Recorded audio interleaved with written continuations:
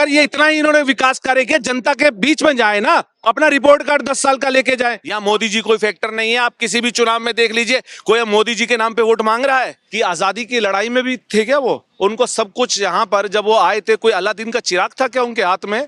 कि आते ही उन्होंने यहाँ पे स्मार्ट सिटी बना दी, आते ही बड़े बड़े कारखाने लगा दिए, भेल जैसे कारखाने लगा दिए। नमस्कार, मैं कशिश और स्वागत है आपका DS4 न्यूज में। अब देखा जाए, हरियाणा की 90 सीटों पर सबकी नजर बनी हुई है और साथ ही साथ यहाँ पर भाजपा का ये कहना है कि जनता एक बार फिर मौका देगी। यहाँ पर कांग्रेस की तरफ से कहना कि हाथ बदले का हालात, आखिरकार फिर जनता क्या चाहती है, सीधा उनसे बातचीत करते हैं। और कंगना रनौत के बयान किसानों को लेकर लगातार यहाँ पर बवाल मचाते नजर आए, तो सीधा जानते कि क्या कहेंगे। कांग्रेस की सरकार आएगी, 101% आएगी। लोगों के मन में भावना जाग चुकी है। 10 साल देख लिया उसने बीजेपी को, कांग्रेस की बारी। मतलब कहीं ना कहीं परिवर्तन चाहती है जनता फिर। बिल्कुल बिल्कुल, आप इतिहास गवाह है इस चीज के लिए।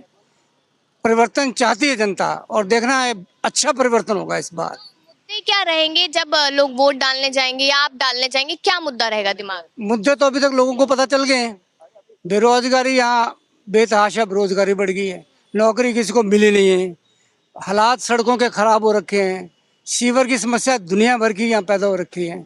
और जो स्मार्ट सिटी के नाम से था, स्मार्ट सिटी कहीं नज़र ही नहीं आती है। गायें पशु ये वो इधर उधर आवारा घूमते रहते हैं, उनकी कोई देख रेख ही नहीं है। तो जनता बहुत त्राही त्राही कर रही है। तो इसलिए इस बार जनता के मन में आ चुका है कि सरकार का पलड़ा बदलना ही है। ऐसा माना जा रहा है कि जो पहलवान और किसान, ये सबसे बड़े मुद्दे कहीं ना कहीं रहेंगे, जिसकी वजह से दोनों समुदाय काफी नाराज हैं। ऐसा नहीं है, जरूर है, क्योंकि आईना तो जनता देखती है ना। सरकार क्या आईना दिखा रही है जनता को, तो जनता ने देखा है, किसानों का भी हाल देखा है और पहलवानों का भी हाल देखा है।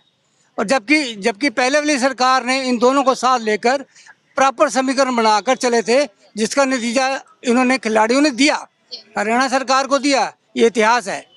तो इसलिए जनता चाह रही है कि ठीक है, बदलाव चाहिए। ऐसी सरकार नहीं चाहिए जो समीकरण नहीं बना सकते दोनों के लिए।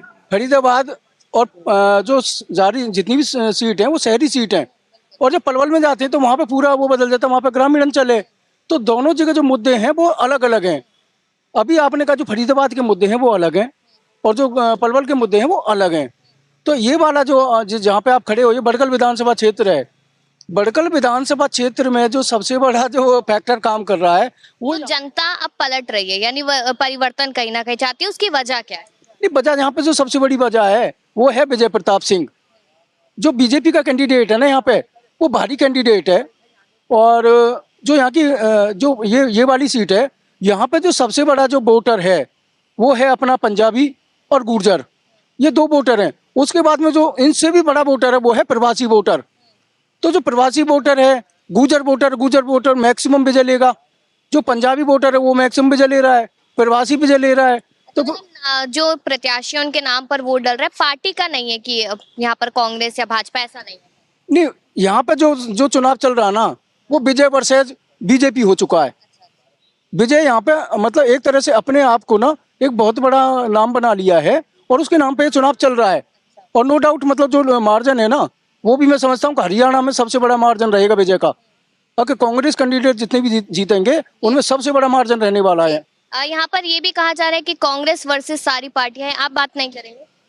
हाँ, कांग्रेस वर्सेस सारी पार्टियां, ऐसा बात की जा रही है। देखिए, परिवर्तन की लहर है। 5 तारीख को भाजपा जा रही है और कांग्रेस आ रही है। उसका मुख्य कारण ये है कि बहुत ही शर्म की बात है, ये 10 साल के कार्यकाल के अंदर आज भी लोग फरीदाबाद के अंदर विकास की बात नहीं हो रही है। हम किन मुद्दों पे उलझे हुए हैं और किन मुद्दों पे लोग हमें वोट कर रही है, उसका मुख्य केंद्र बिंदु वो है सीवर, सड़क, पानी। ये 3 मुद्दे ऐसे मुद्दे हैं जो भाजपा की विदाई कर रहे हैं, क्योंकि इन्होंने स्मार्ट सिटी के नाम पर लोगों को बरगलाया था। आप कहीं जाके देखिए, स्मार्ट सिटी नहीं है फरीदाबाद। फरीदाबाद विनाश हो रखा है इस समय फरीदाबाद का। फरीदाबाद कूड़ों के ढेर में तब्दील है।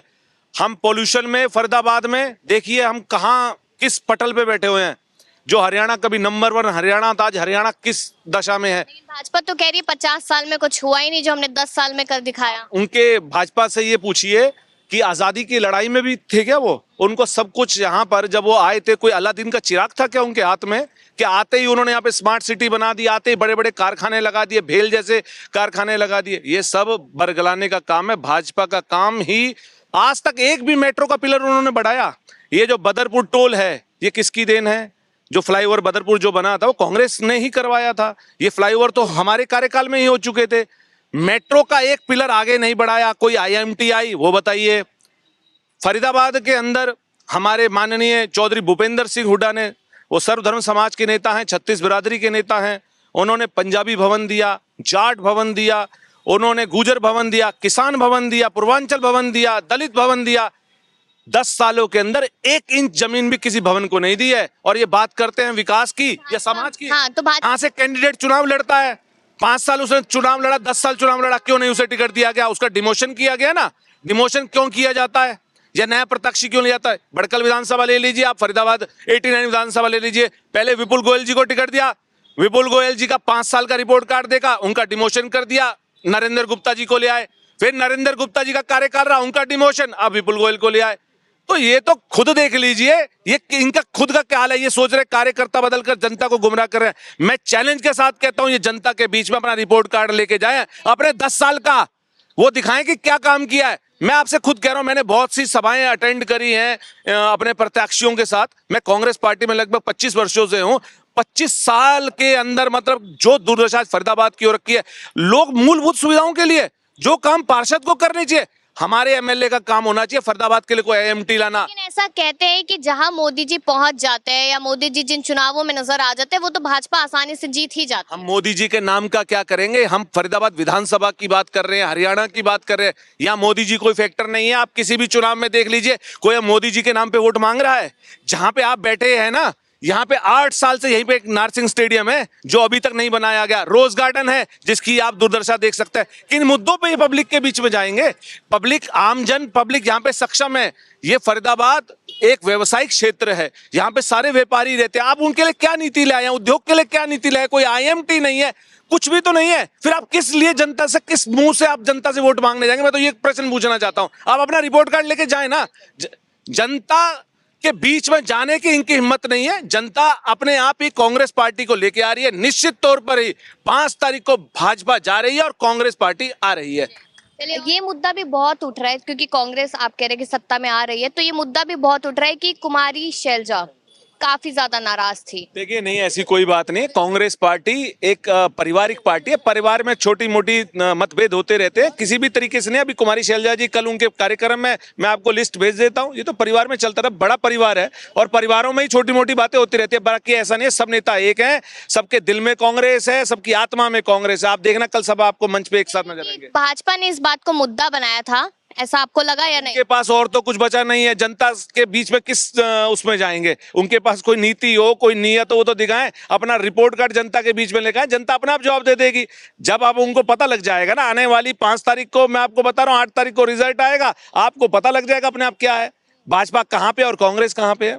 ये चुनाव इस समय जनता लड़ रही है। इन्होंने अपनी आईडी, फैमिली आईडी और ये जो प्रॉपर्टी आईडी के नाम पे जो भ्रष्टाचार फैलाया है, जनता उसका मुंह तोड़ जवाब दे रही है। इन्होंने बोला कि हम सब कुछ ऑनलाइन कर रहे हैं। आप उस ऑनलाइन के पीछे कितना बड़ा करप्शन छुपा हुआ है, उस बात को तो कोई जानता नहीं है। ये बड़े बड़े नेताओं का विकास हुआ है भाजपा के अंदर। आप उठा के देख लीजिए, 2009-14 के बाद जब कांग्रेस यहाँ से चुनाव हारी तो भाजपा के नेता यहाँ से चुनाव जीते थे। आज उनकी आप संपत्ति का आकलन कर दीजिए। सिर्फ विकास हुआ है तो भाजपाओं के नेताओं का विकास हुआ है। फरीदाबाद अपनी बदहाली के आंसू रो रहा है और उसका जवाब जनता मुंह तोड़ जवाब आने वाली 5 तारीख को देगी। वोट की चोट से जवाब देगी, क्योंकि लोकतंत्र में वोट की ताकत जो है सबसे बड़ी ताकत है। चलिए, आपने यहाँ पे सुना कि वोट की ताकत काफी कुछ मायने रखती है और तमाम यहाँ पर लोगों ने जानकारी भी दी कि आखिरकार हरियाणा की जनता क्या कुछ चाहती है। अपनी राय दीजिएगा, क्योंकि यहाँ पर चुनावों को लेकर महज कुछ दिन ही बाकी है, उसके बाद जनता बता देगी कि आखिरकार क्या चाहती है। अपनी राय दीजिए। देखते रहिए DS4 न्यूज।